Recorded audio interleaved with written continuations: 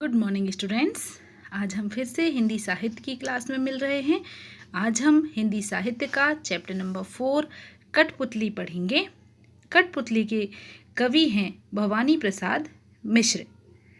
भवानी प्रसाद मिश्र का जन्म 29 मार्च 1913 को हुआ। उनके गांव का नाम टिगरिया था, जो कि जिला होशंगाबाद में है। होशंगाबाद मध्य प्रदेश के अंतर्गत आता है। इनकी मृत्यु 20 फरवरी 1985 को हुई, अर्थात ये 71 साल के थे जब इनकी मृत्यु हुई। इनकी मृत्यु का स्थान था नरसिंहपुर, मध्य प्रदेश। इनका जो व्यवसाय था, ये कवि थे और लेखक थे। भवानी प्रसाद मिश्र स्वयं को कभी निराशा के गर्त में डूबने नहीं देते थे।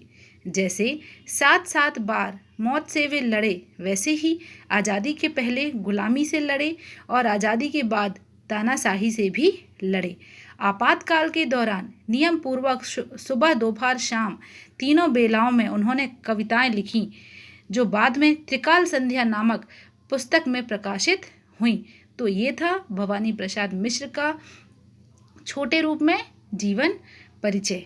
अब हम कठपुतली की तरफ चलते हैं। कठपुतली ने भवानी प्रसाद मिश्र ने कहा है कि इस कविता में कठपुतलियाँ स्वतंत्रता की इच्छा जागृत कर रही हैं। उनके समक्ष स्वतंत्रता को साकार बनाने वाली चुनौतियाँ हैं। धागे में बंधी हुई कठपुतलियाँ पराधीन हैं, अर्थात दूसरों पर अधीन हैं। इन्हें दूसरों के इशारों पर नाचने से दुख होता है। दुख से बाहर निकलने के लिए एक कठपुतली विद्रोह कर देती है। वह अपने पांव पर खड़ी होना चाहती है। उसकी बात सभी कठपुतलियों को अच्छी लगती है। स्वतंत्र रहना कौन नहीं चाहता, लेकिन अब पहली कठपुतली पर सभी स्वतंत्रता की जिम्मेदारी आ जाती है कि सबको कैसे स्वतंत्र कराना है। वह सोच समझकर कदम उठाना जरूरी समझती है। तो आगे हम कविता में इस कविता का सार देखेंगे या अर्थ देखेंगे, जो कि मैंने अभी आपको बताया कि भगवती प्रसाद मिश्र क्या इस कविता के माध्यम से समझाने की कोशिश कर रहे हैं। कठपुतली खेल के इतिहास के बारे में जान लेते हैं कि आखिर ये होता क्या है। कठपुतली के इतिहास के बारे में कहा जाता है कि ईसा पूर्व 4वीं शताब्दी में महाकवि पाणिनि के अष्टाध्यायी ग्रंथ हमें पुतला नाटक का उल्लेख मिलता है, अर्थात ये 4वीं शताब्दी से ही चला आ रहा है। इसके जन्म को लेकर कुछ पौराणिक मत हैं। भगवान शिव जी ने काठ की मूर्ति में प्रवेश कर माता पार्वती का मन बहलाकर इस कला को प्रारंभ किया। इसी प्रकार उज्जैन नगरी के राजा विक्रमादित्य के सिंहासन से जड़ित 32 पुतलियों का उल्लेख सिंहासन बत्तीसी नामक कथा में भी मिलता है। सतवर्धन काल में इस कला का भारत से लेकर पूर्वी एशिया के देशों से इंडोनेशिया, म्यांमार, थाईलैंड, श्रीलंका, जावा, सुमात्रा इत्यादि में विस्तार हुआ। आधुनिक युग में यह कला रूस, रोमानिया तक, जर्मनी, जापान, अमेरिका, चीन आदि तक देशों में फैली हुई। कठपुतली विश्व के प्राचीन रंगमंच पर खेला जाने वाला मनोरंजक कार्यक्रम में से एक खेल है। कठपुतलियों को विभिन्न प्रकार के गुड्डे गुड़ियों, जोकर आदि पात्रों के रूप में बनाया जाता है। इसका नाम कठपुतली इस कारण पड़ा क्योंकि पूर्व में भी लकड़ी अर्थात काष्ठ से बनाया जाता था। इस प्रकार काष्ठ से बनी हुई पुतली का नाम कठपुतली पड़ा। सबसे पहले हम कविता के पठन से शुरू करते हैं।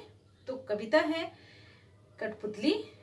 कठपुतली गुस्से में उबली, बोली, ये धागे क्यों है मेरे पीछे आगे? इन्हें तोड़ दो, मुझे मेरे पांवों पर छोड़ दो। सुनकर बोली और कठपुतलियां कि हाँ, बहुत दिन हुए हमें अपने मन के छंद छुए। मगर पहली कठपुतली सोचने लगी, ये कैसी इच्छा मेरे मन में जगी। तो भवानी प्रसाद मिश्र पहले पद्यांश में कहना चाहते हैं कि कठपुतली जो है वो स्वतंत्र रहना चाहती है। कठपुतली गुस्से से उबली, एक कठपुतली है जो गुस्से में उबल जाती है, गुस्से में बिल्कुल लाल हो जाती है। क्यों? क्योंकि उसके चारों तरफ धागे हैं, उसके हाथ में पैर में धागे बंधे हुए, अर्थात वो स्वतंत्र नहीं है। बोली ये धागे क्यों है मेरे पीछे आगे। वो कहती है कि मेरे पीछे आगे ये धागे क्यों बांधे गए हैं, मुझे स्वतंत्र क्यों नहीं रहने दिया जा रहा है। इन्हें तोड़ दो, अर्थात इन धागों को मेरे शरीर से अलग कर दो, इन्हें तोड़कर मेरे शरीर से अलग कर दो और मुझे मेरे पांवों पर छोड़ दो, अर्थात मुझे स्वतंत्र रहने दो, मुझे मेरे पैरों पर खड़े होने दो। अगर जब तक इन धागों से मैं बंधी रहूंगी तो मैं कैसे स्वतंत्र रहूंगी, कैसे अपने पैरों पर खड़ी रहूंगी। अर्थात कठपुतली इस पद्यांश में बहुत ही गुस्से में है क्योंकि उसे स्वतंत्र नहीं रहने दिया जा रहा है।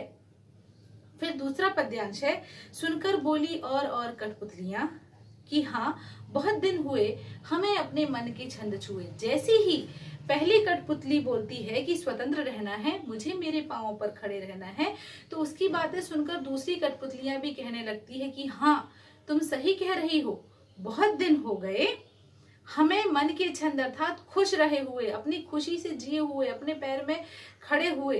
तो जब पहली कठपुतली शुरुआत करती है बोलने की तो सभी कठपुतलियां उसके सपोर्ट में या उसके समर्थन में कहती हैं कि हाँ तुम सही कह रही हो, हमें भी अपने पैरों पर खड़े रहना है, हमें भी अपने मन के मुताबिक चलना है, खुश रहना है। फिर मगर पहली कठपुतली सोचने लगी कि ये कैसी इच्छा मेरे मन में जगी।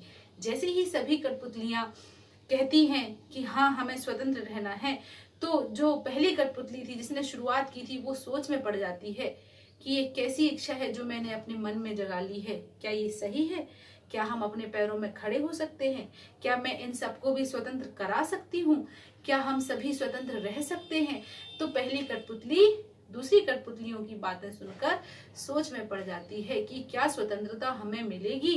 तो यहाँ भवानी प्रसाद मिश्र ने कठपुतलियों के जरिए स्वतंत्रता का महत्व दर्शाया है कि जब हमारे हाथ पैरों को भी धागों से बांध दिया जाएगा तो वो कितना कष्टदायी होगा, या हमें कोई अपने मुताबिक चलाएगा तो वो कितना दुखदायी हो सकता है। तो ये था चैप्टर 4 कठपुतली। अब हम आगे इस चैप्टर के अभ्यास कार्य की ओर चलते हैं। पहला प्रश्न कविता से लिया गया है जो कि है कठपुतली को गुस्सा क्यों आया।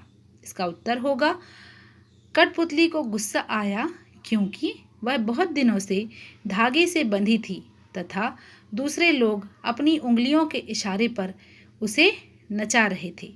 ये था पहले प्रश्न का उत्तर। दूसरा प्रश्न है कठपुतली को अपने पांवों पर खड़ी होने की इच्छा है लेकिन वह क्यों नहीं खड़ी होती।